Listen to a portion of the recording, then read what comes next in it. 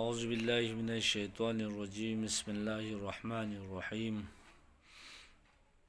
وَإِن كُنتُم مَّرْضَىٰ أَوْ عَلَىٰ سَفَرٍ أَوْ جَاءَ أَحَدٌ مِّنكُم مِّنَ الْغَائِطِ أَوْ لَمَسْتُمُ النِّسَاءَ فَلَمْ تَجِدُوا مَاءً فَتَيَمَّمُوا صَعِيدًا طَيِّبًا فَامْسَحُوا بِوُجُوهِكُمْ وَأَيْدِيكُم مِّنْهُ۔ فقہ اور ہماری زندگی کے عنوان سے ہمارے سلسلے گفتگو سورہ مائدہ آیت نمبر 6 میں ہے، جس کو شاہ سید علیہ الرحمٰ نے فقۃ الاحوط کی موجبات وضو، موجبات غسل اور موجبات تیمم کے لیے دلیل کے طور پر بیان کیا۔ آیہ کریمہ ہے، مکمل آیا ہے۔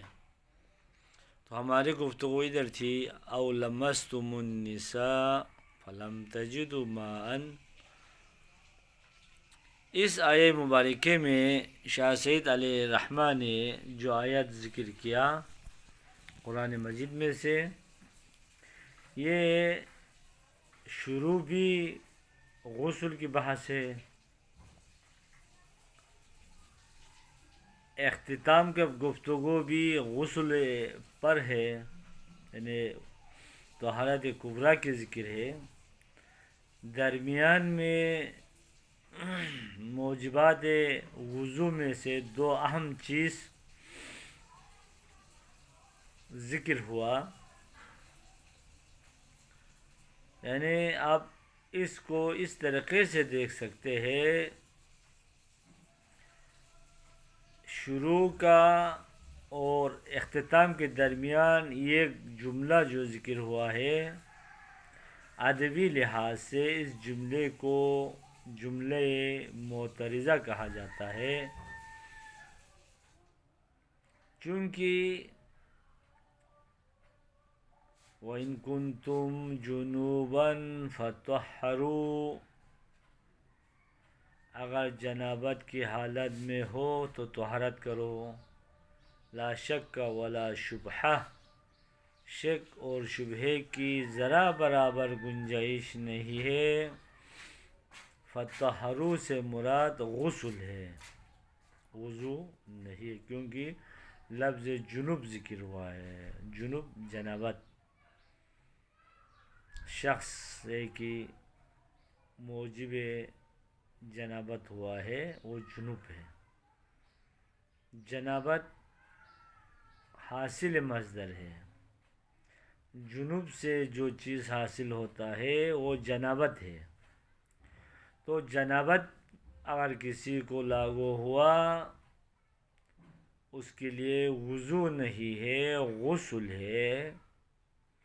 غسل کرنے کے بعد دوبارہ وضو کرنے کی یا پہلا وضو کر کے بعد میں غسل کرنے کی ضرورت نہیں ہے۔ غسل کا کرنا یہ وضو کے قائم مقام ہے، کیونکہ غسل اکبر ہے، وضو اصغر ہے۔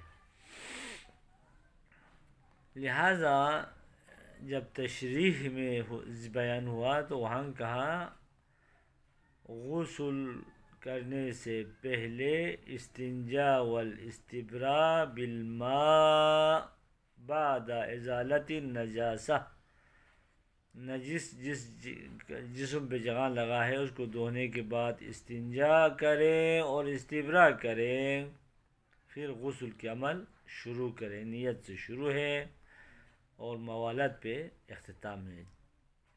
نیت، جمیع بدن، ترتیب و موالات، 4 واجب ہے غسل کے اندر۔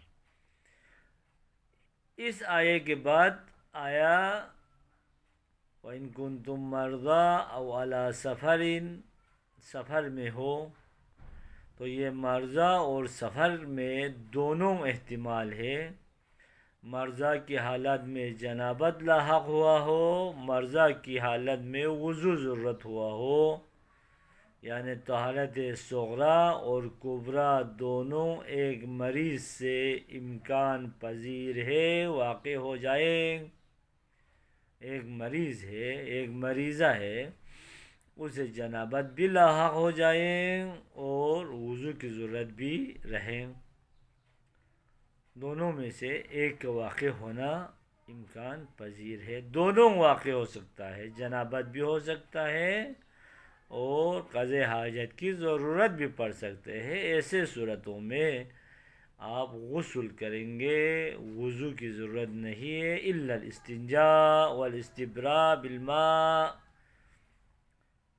او علی سفر، ان سفر میں بھی یہی دونوں احتمال باقی ہے، وضو اور غسل دونوں سفر کی حالت میں، نماز کا ٹائم ہے یا نماز نہ ہو، غسل لاحق ہوا ہے، غسل کے لیے نماز کی ضرورت نہیں ہے، جیسے ہی غسل لاگو ہوا اس کو دہنا، غسل کرنا واجب ہے، ٹائم کے ٹائم پہ اوجب ہے۔